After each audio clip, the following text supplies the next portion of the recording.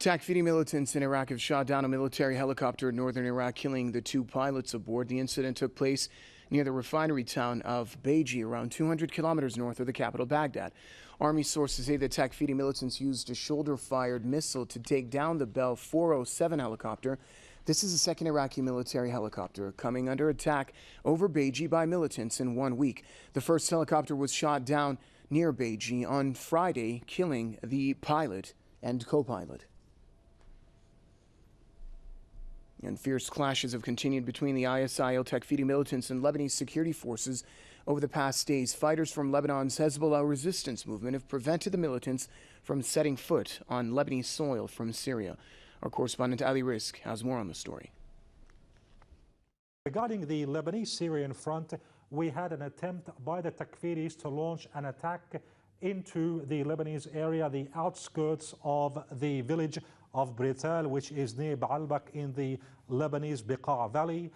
This attack was launched by the Takfiris, both Al-Nusra and ISIL. However, Hezbollah was successfully able to thwart this attack by these militants. The militants attempting to take a Hezbollah post were prevented.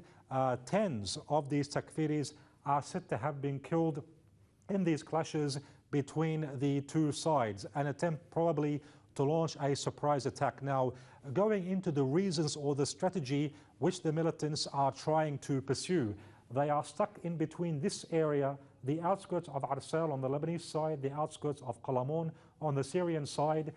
We have the Lebanese army and Hezbollah on one side, and the Syrian army and Hezbollah on the other, leaving these militants trapped in that zone which you can see on the screens. Now, it is vital for these militants in the approach to winter season that they are able to find some kind of an exit, whether it be to Lebanese territory or to Syrian territory, because with winter coming, fuel is needed, other logistical supplies, and therefore, if the situation stays as is in this mountainous area, and the militants remain isolated, then that could have dire consequences. So one could expect that these militants will try additional attempts to break this siege in the run-up to the winter season. So we do anticipate more similar clashes or more attempts by these militants to try and break the siege before winter approaches.